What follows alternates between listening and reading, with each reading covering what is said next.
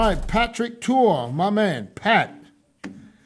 I've been knowing you for I don't even know how many years, and let's competed together. Yeah, there you go. You're a former IFBB pro, but let's go back. Let's find out who is Patrick Tuor. Pat, you were born in Switzerland. That's right, 1972. But you were born in the I'm gonna call it the Italian section of Switzerland. Is that correct? No, actually in the German. I was born in Bern. Both of my parents are Swiss Germans. Then as I was 5 years old, we moved to the Italian part, southern Switzerland.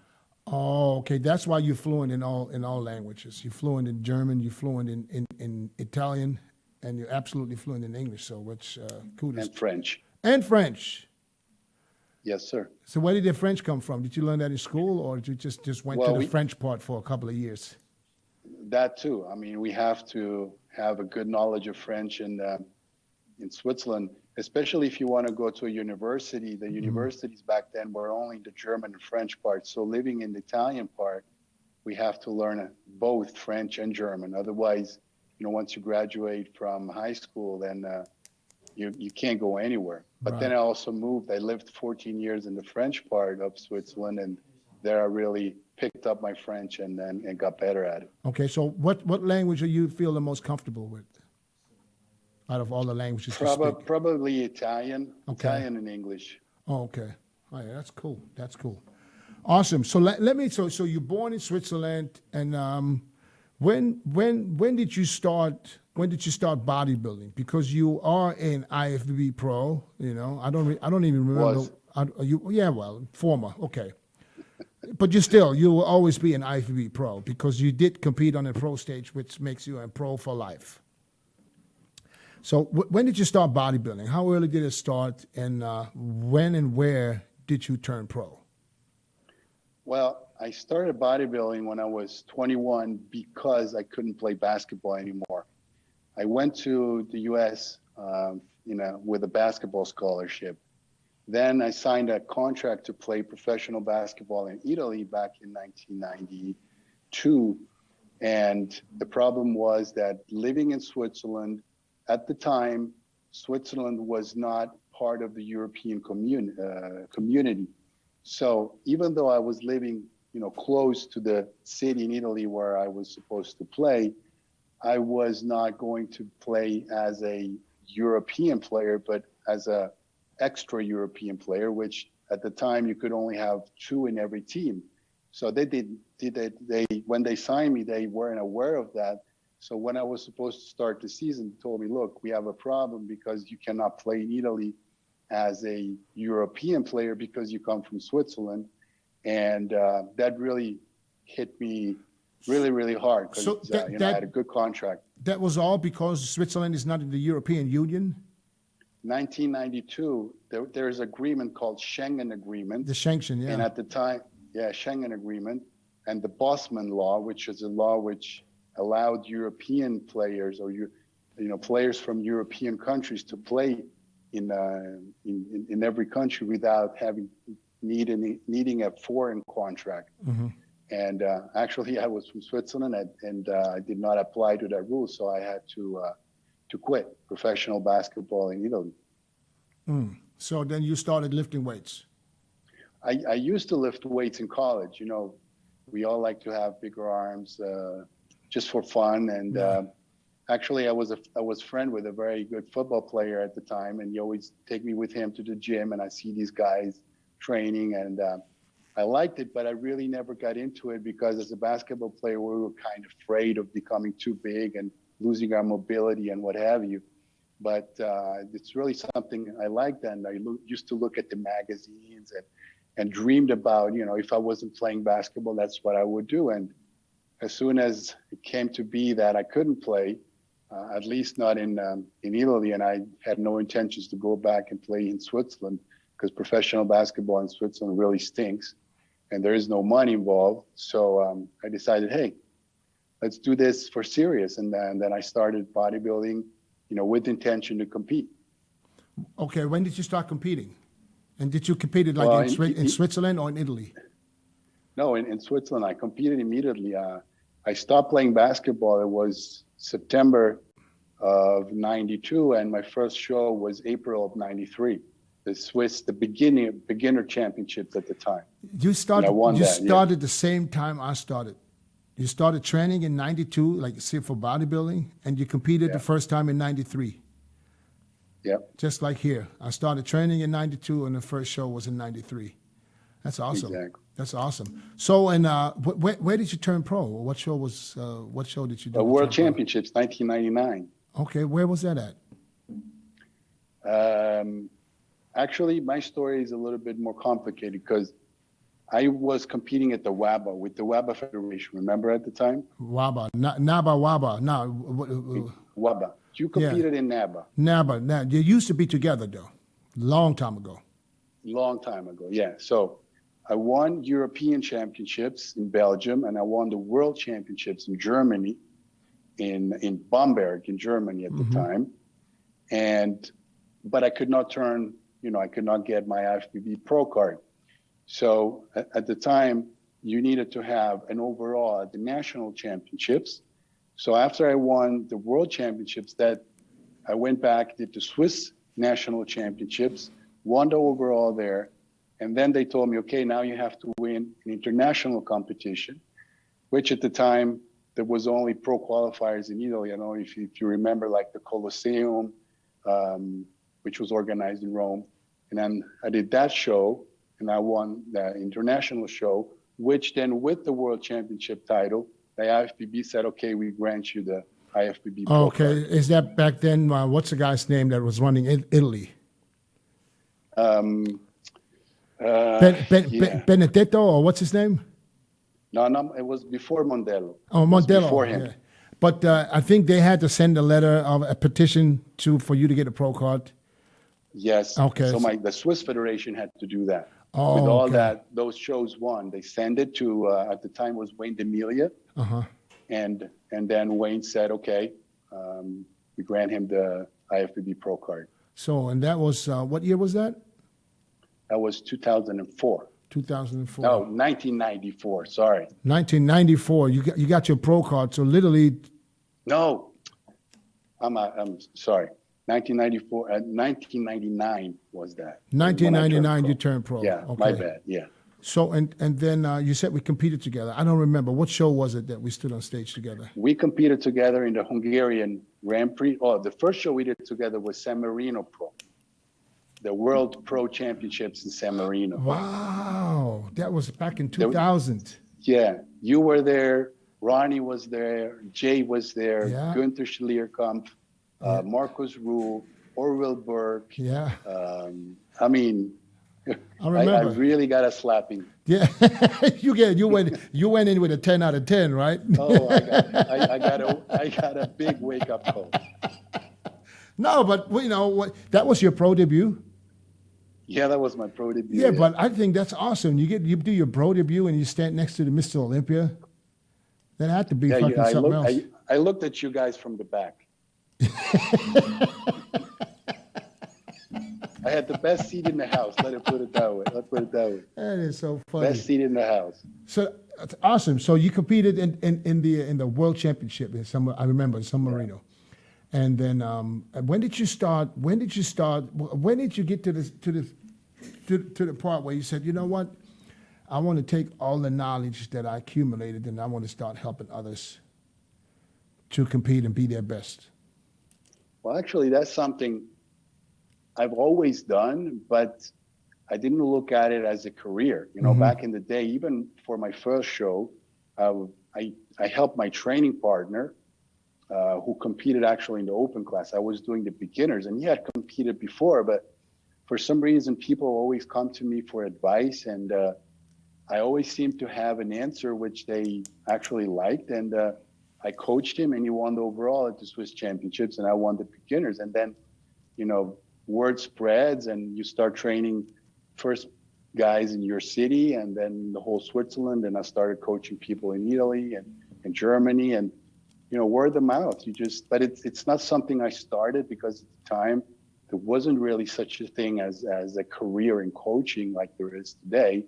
So it's something I've always done. And actually, the athletes I used to coach were most of the time better than myself. So I think I realized I was better in coaching than actually being an athlete, because also my genetic potential wasn't really, was it was supposed to be a top IFBB pro like yourself who was. So instead of, trying to bang my head through the wall and trying to place at a show to qualify for the Olympia, I realized really quick that it's just something that wasn't written in my genes. So why waste energy and health trying to do something which you rationally, I knew I wasn't, made to be.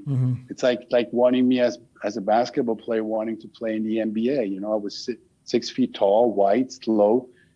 That's just not something that you are supposed to achieve. Then obviously you try, you give your best, but at one point in time, you have to realize that there are limits to what you can do, especially in bodybuilding. And at the time, it wasn't like today where you had different classes where, you had classic, you had men's physique, and so many pro shows. As a European guy, you could compete in a few shows in Europe, mostly post Olympia.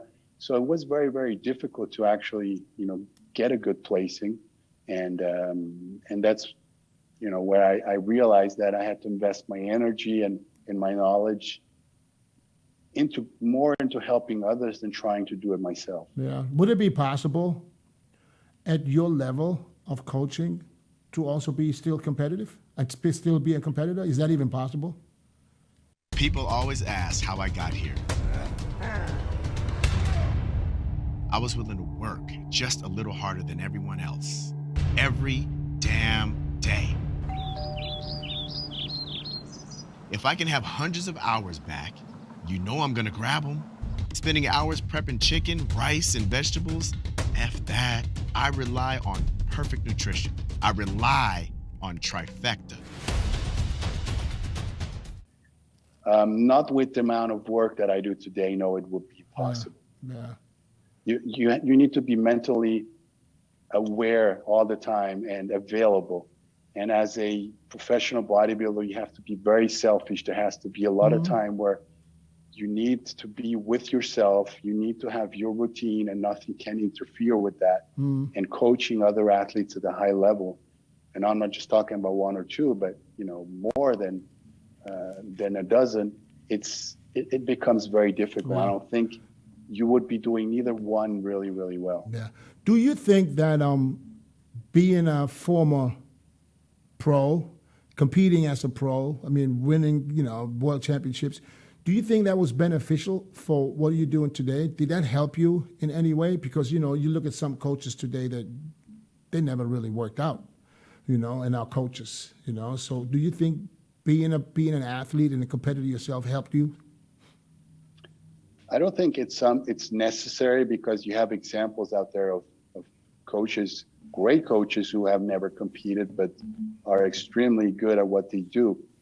I think it helps though. I think if you have walked the walk, if you know what it means to, be without carbs for, weeks at a time, to do 2 hours of cardio, if you have squatted 300 kilos, if you know what that means, you can associate, your practical experience with your knowledge, the knowledge on nutrition and then just the theoretical knowledge. And I think the combination of the two will always be better than just one or the other. So in my case, absolutely yes. I feel what somebody is going through probably better than somebody who hasn't done the walk. Right, and I say the same. That's why I wanted to ask you and get your opinion. Absolutely, yes. So working with all these guys, who do you prefer to work with, pros or amateurs? Who are the better students?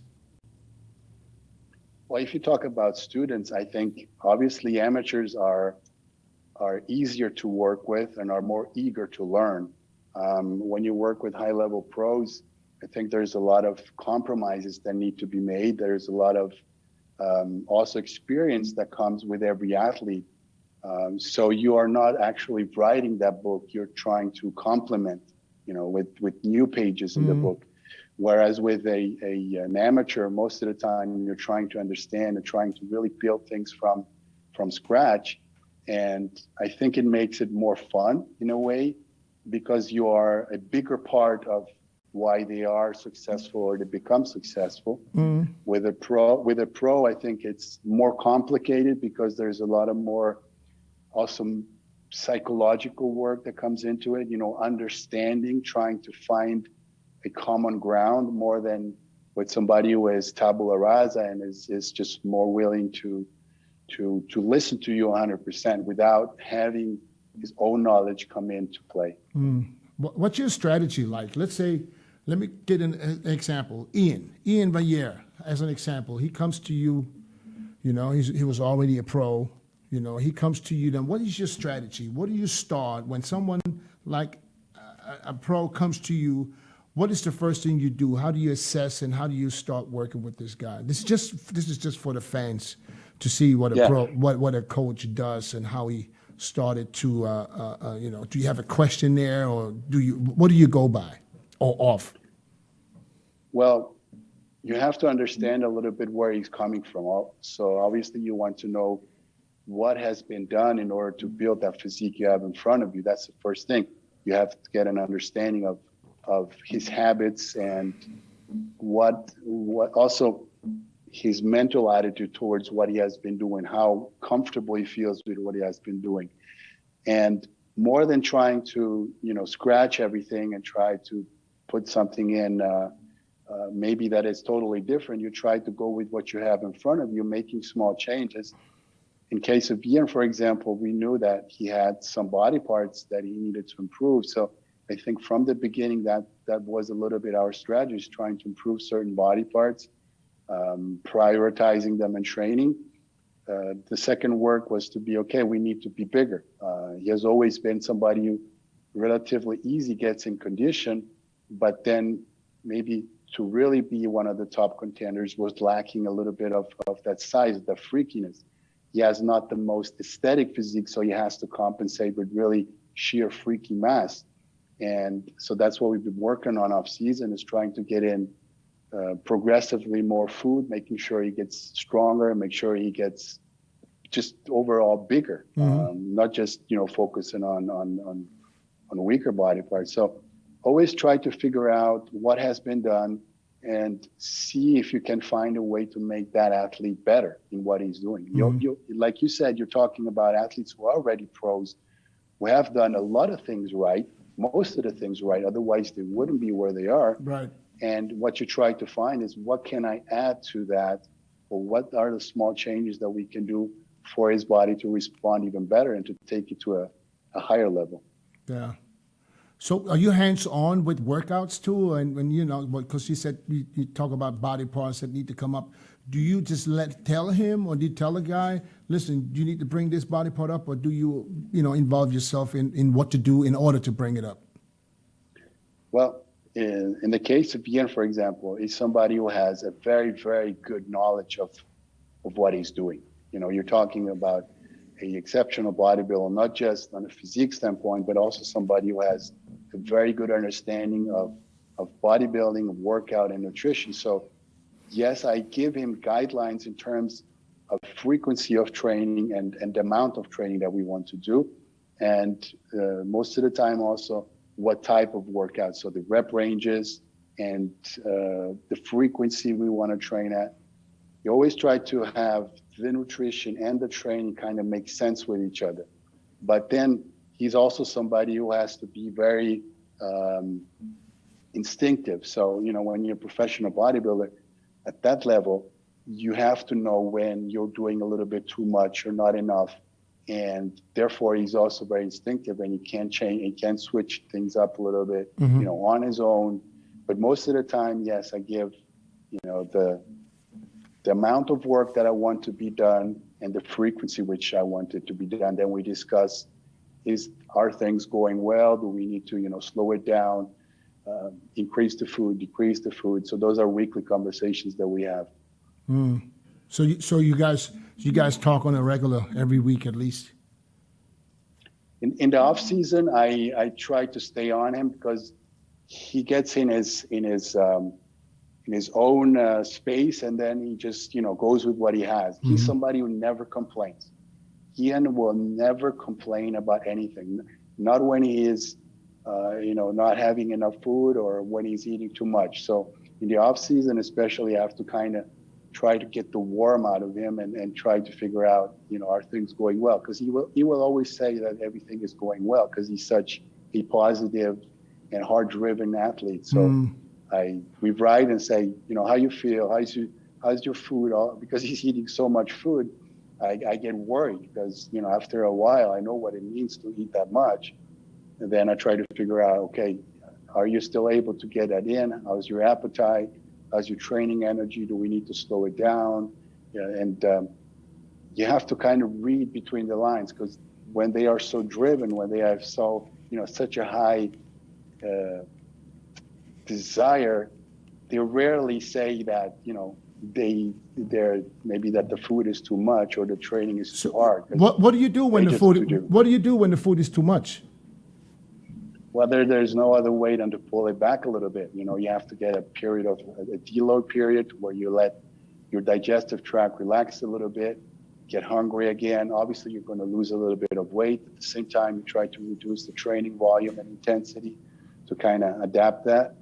And usually those are periods from 5 days to a week to 10 days. As soon as you start feeling hungry again, you bump it back up. So you just tell them to back off. So you tell people, don't force feed. Well, force feeding is good for an acute period. You need those periods to where you have to force things a little bit down, or it's never easy to eat in the off season, especially when you weigh 300 pounds. But there's a limit to how much you can push. So, you can do it for a week or two, maybe even a little longer if it's not too crazy, but there comes the time where you have to pull back a little bit. Yeah. Otherwise, once things are going overboard, then it's too late. Yeah. Let me switch from Iain to James Hollingshead. James Hollingshead came on the scene almost out of nowhere and won, I think, 2 or 3 shows in Europe, qualified for the Olympia, didn't even make it to the Olympia the first year, and but also qualified for the following year already. And very, very promising bodybuilder in my eyes because he has he reminds me a little bit, maybe that graininess that he can bring on the freaky muscle kind of reminds me of a Dorian Yates, kind of. I'm not saying he reminds me of Dorian, but he kind of reminds me of him.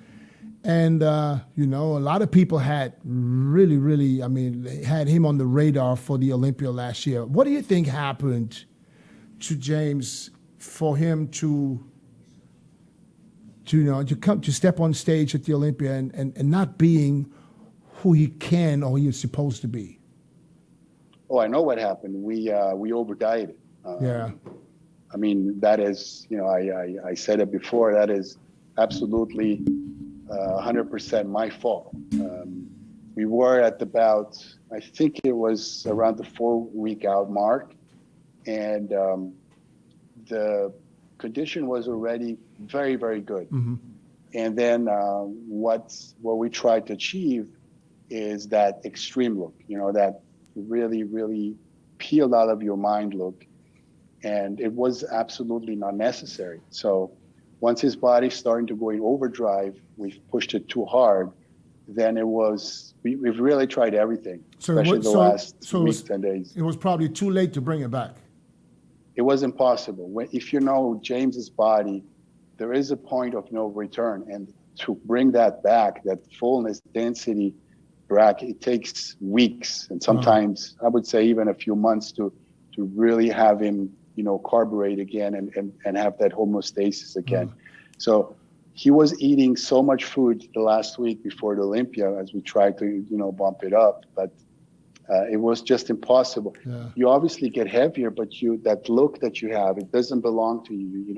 That you still have that film of water which you cannot get rid of. Otherwise, you still be flat. So once you go beyond that point of no return for him, it was impossible to bring it back, and that was 100% my mistake. Yeah. So I wanted to see. Go ahead. So you wanted to see. I wanted to see that, something that other guys I knew weren't bringing it to some crazy hardness. But losing that fullness even though he was super hard, then it just didn't come out to be anything we expected. It was too late. So did you guys talk about it before? Say, listen, we fucked up, and this is not going to happen, and you're just going to have to just ride this through, or what was the atmosphere like the last No. 7 days?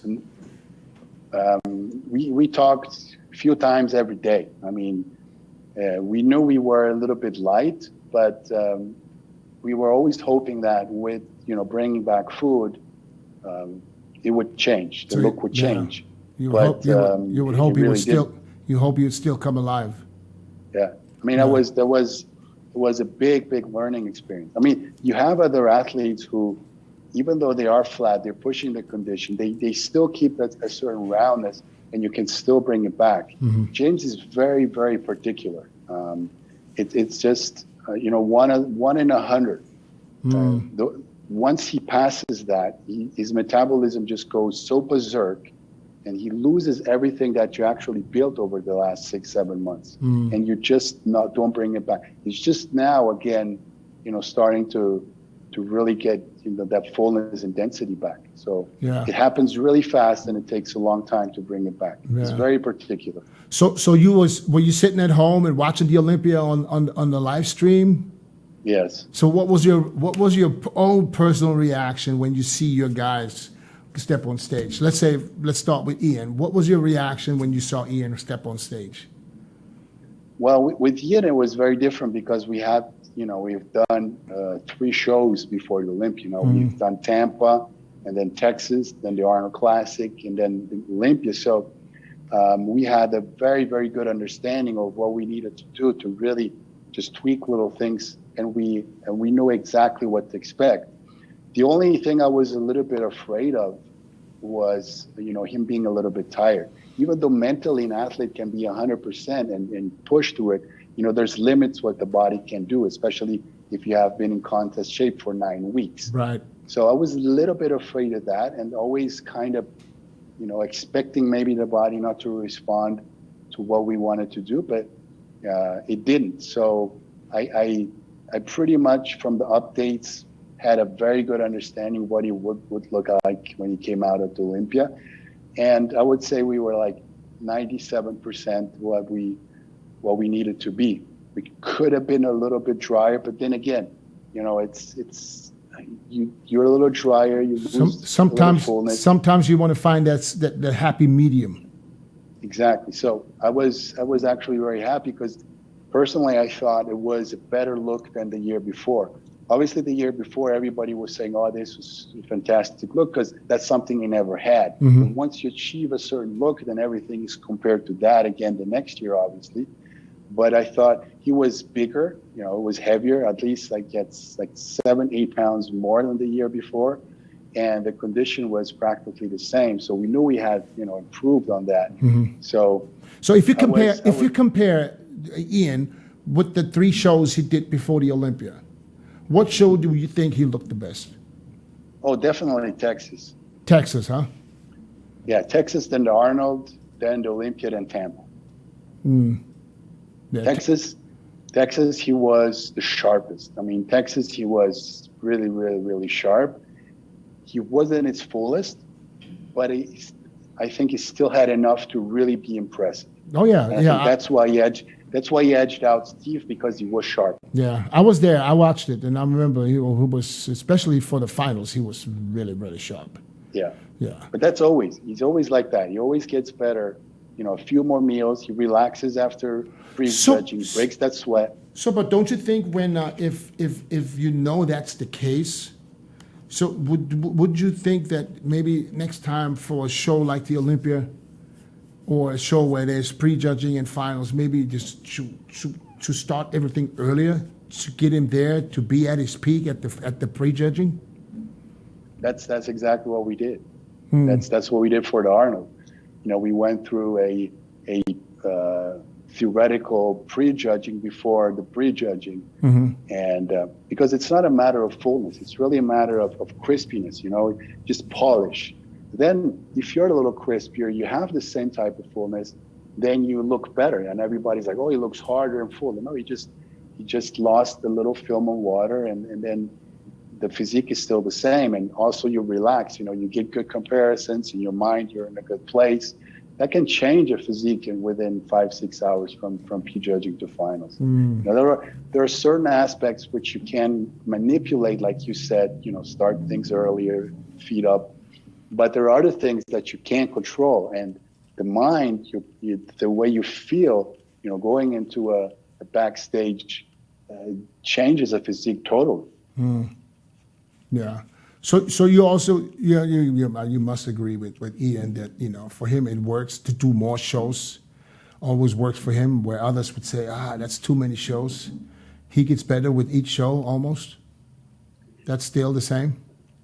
Yes, I wouldn't spread them out over 8-9 weeks because that's quite a bit long. Who made the decision? Who made the decision to do all those shows? Well, we set out to do Tampa. We had in our mind that we wanted to do that show. Then it was also due to the COVID a little bit. You know, what was available, when will we be able to compete? But you know, Tampa was a show that we had done 2 years before that, where we placed third behind Dexter and Luke. And it's a big show to win, and we didn't want to just show up in a small show. So Tampa was the most reasonable thing to do. And then we said, okay, you're ready for that show. Just take a 2-hour flight and put your head in the game again. And then let's do Texas. And it worked out perfectly. What was the reaction when James stepped on stage? It was. I mean, even now, I have a good idea, because I know what it feels like when you want someone to do so good, and then you know. Oh man, people don't understand how much work went into that. You know how, there was a year of every day, multiple times a day, every workout, and there are so many feelings. It's like, I don't know, it's like somebody died in your family, you know, it's like that type of feeling in your stomach. It's like when you know you can be more than what you're seeing on stage. And then what I also feel is a sense of responsibility, because I'm the one who makes the calls. So I'm the one who, at one point, instead of saying, look, we're good, let's keep it here. I am the one who said, no, I want more, let's push it harder. So I am the one to blame for that, because I wanted to see some more, but without expecting that response, that, you know, and beware, when we're talking about eating not much, we're talking about 250 grams of carbs a day. You diet down, train hard, and supplement smart for months. When the time comes to step on stage, don't leave your tan to chance. Go with the pros. Pro Tan. #1 worldwide since 1987, and the official sponsor of the Olympia for the last 15 years. Don't step on stage without it. Pro Tan. That was like the lowest we ever went. You know, there are people who diet for weeks on that with the same body weight, nothing happens. And with James, it's just totally different. So I'm still kind of recovering from that, and the sense of, again, like I told you, the responsibility. You know, this is James' career. He's making money off of this, so it's not just, you know, we'll do it better next time. It's like, I know how much this guy has dedicated himself. So everything that he has gone through, I know what it feels like. So it's a very, very tough thing to digest, especially when you know you are the one who made that call instead of, you know, pulling things back. Yeah, but looking at him now, I mean, he's doing fantastic. He looks crazy right now.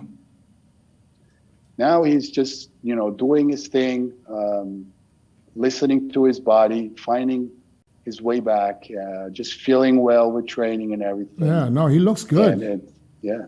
What's the goal for him this year? I don't know. I truly don't know.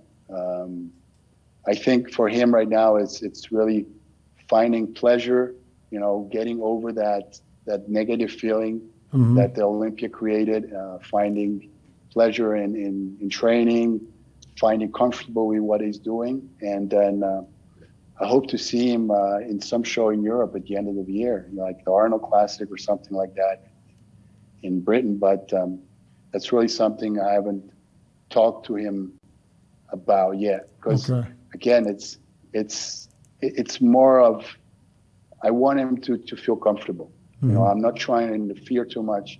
I want him to have fun, to have pleasure, to really have that eye of the tiger again that he had the whole year before the Olympia. Gotcha. So when he's going to be comfortable within that setup, then I think the best of James is still out there. Oh yeah. I have no doubt in my mind that if he puts it all together with the freakiness that he has, that he will do some damage. Absolutely.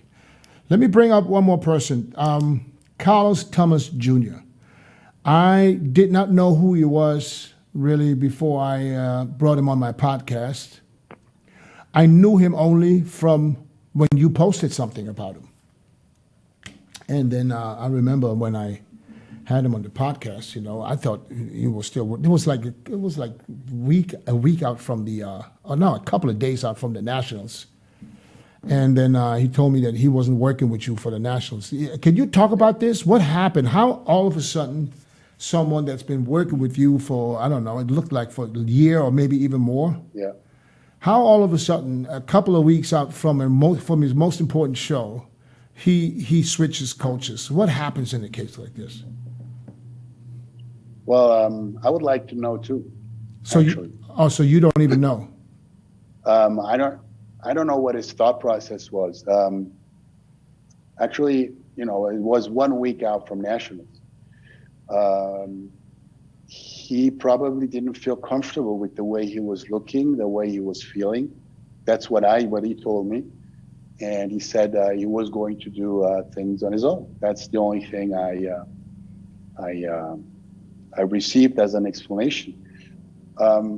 The only thing I told him, the only thing we needed to do is just drop water. We had a refeed like the Tuesday or Wednesday in about 10, 11 days out. And after that, he always tends to hold a little bit more water, goes up in weight. And that's the last boost I wanted to do until, we start, coming down with things, changing things up to lose that water. And he didn't have any body fat on him left. So it was just a matter of water retention and bringing that in. But I guess he didn't feel comfortable with where he was at and the way he was looking and did not see what, the last week could do. And I guess somebody else had a smarter word, and it all worked out perfectly for him. So yeah. I'm happy for him. When you look at him at the Nationals, and do you think that he would have looked better if he would have stayed, or do you think he was, that would have been the goal? No, I think he could have looked any better. I think he looked phenomenal. He's national champion. He beat some awesome bodybuilders. Yeah. So what do you see in his future as an IFBB pro? Where do you see him go? It's going to be interesting to see with his height, how he stacks up with a little bit larger, taller bodybuilders. But, we have seen guys like William Bonac and even Dexter, who are approximately the same height, compete and be very competitive. I think the only thing he needs to do is bring up his rear double bicep pose, really make that a little more impressive, and that condition in the back, which is always something we struggled the whole prep with. And if he is able to do that, I think he can be extremely dangerous in the pros. He's not missing any body parts. The condition he brought for Nationals from the front, I thought was exceptional, was very, very good. Even though he has massive quads, they were separated. He had a small waist. Everything was under control. So maybe add a few pounds still to be, a top contending open bodybuilder. But we're talking maybe 4 or 5 pounds and improve that back, especially the rear double bicep pose. because that's a pose that counts for some reason more than many others. And if he is able to do that, I think he will win professional shows. He'll be somebody to be reckoned with. Yeah, I thought so too. And I told him, I said, I believe that he has a very good future because he's got some crazy body parts. Absolutely crazy, Absolutely. outstanding body parts. Bodybuilding back in the days where you competed and today, is bodybuilding improving? Is it is it going in the right direction? How do you see it as a coach looking in from the outside? I don't know if every era has its own way to, in sports in general. You look at basketball, you look at football. Everybody's talking about eras that they were better. I think there are more good bodybuilders today than there were back in the days, competitive bodybuilders. At the same time, I don't think you're going to see that extreme jump anymore because we have reached a limit in terms of what a human body can do. And I think Ronnie Coleman was probably the top of the top that we're going to see for a long time, probably ever. So it's not like, even though we advance in the way we approach nutrition, training, and everything else, I still don't. There's still a limit what a human body can do, I think, and there are going to be times where you have more talent, maybe times where you have maybe less talent. But overall, I've seen a sport who has grown tremendously in terms of just social media and just the way also it has spread over the world through everything that we have available today. So I think more athletes are making a living from the sports, are getting paid pretty good money than back in the days. Back in the days, if you weren't one of the top 10, 15 guys in the world like yourself, it was very difficult to make a living. And I think today there are more bodybuilders trying to or able to make a decent living. I think there are many more professional shows, especially in the open class than there was back then.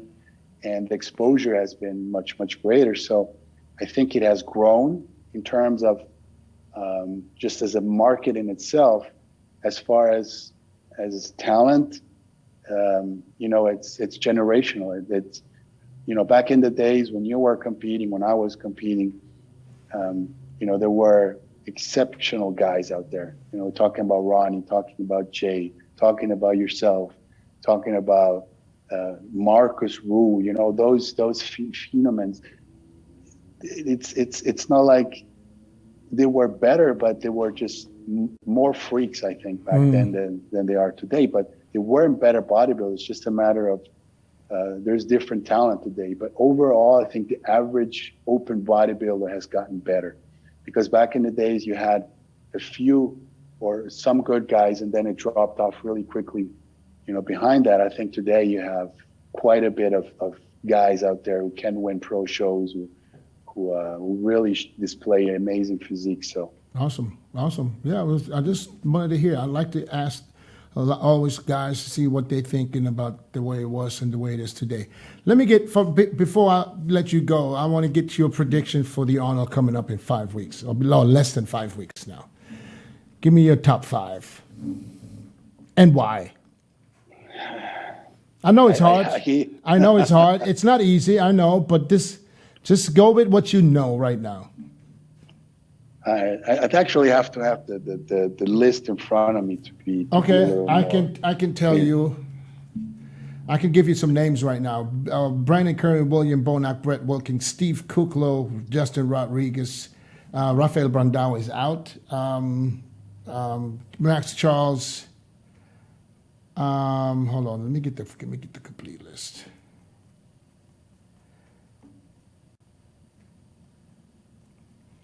Who do you think is winning it?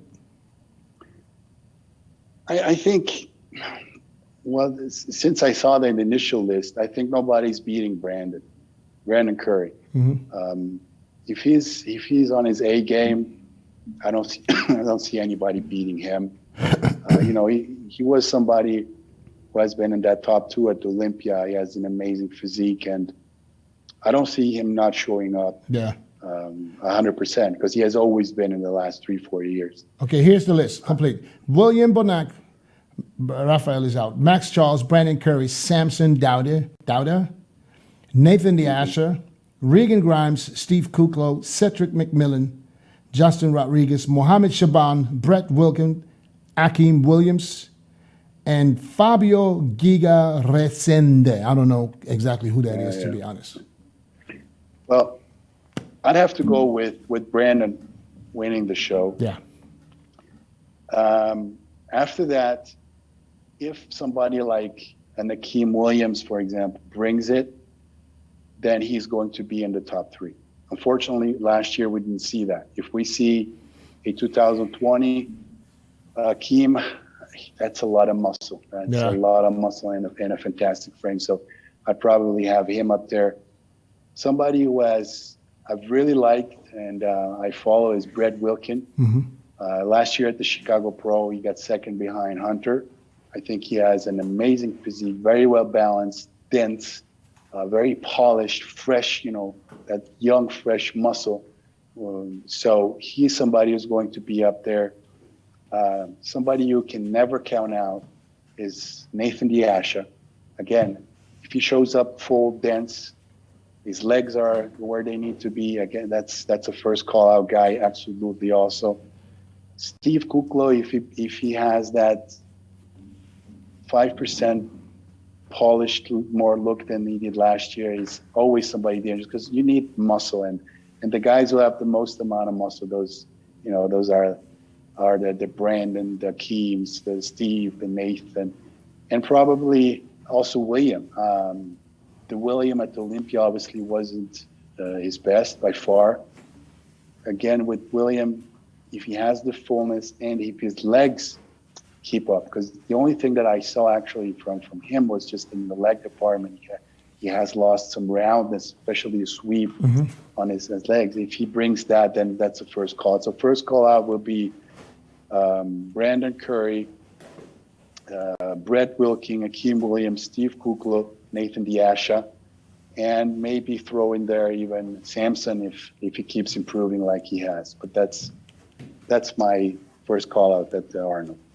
Okay. Well, that's an opinion of one of the best coming out of Europe. I appreciate your time, brother. Who do you see in the top 5? Who do I see? Okay. Brandon, William, Brett. I got to put Justin Rodriguez in there. Don't ask me why, but I have I forgot Justin. Yeah, I have a feeling that he is going to be at his best.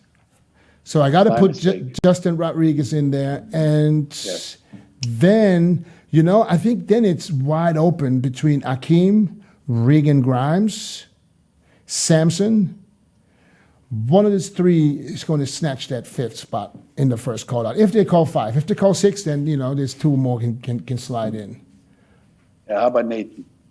Oh, shit. See? That's what I'm telling you. You have to call it. Yeah, I got to put Nathan in there. Absolutely, yes. Yeah. Well, listen, let's say 6 in the first call out. So, Brandon, William, Nathan, Brett, Justin, and then either Akeem, Samson, or Regan. Yeah. So besides Justin, I had the same. Yeah. And I forgot Justin. I agree with you. Yeah. And Justin's very impressive at the moment. So, I believe absolutely if he brings the condition, he's very lethal. Brother, I appreciate your time, my man. Thank you for coming on. I know it's, well, maybe not for you. For me, if I was at your time zone, it would be bedtime. I'm an 8 o'clock guy. So I appreciate it, man. And I'm looking forward to hopefully get you back on in the future. You talk about, some more of your achievements. All right, my brother? Thank you for having me, Dennis. It was a pleasure. Thank you very much. You're welcome, man. God bless you. Stay safe.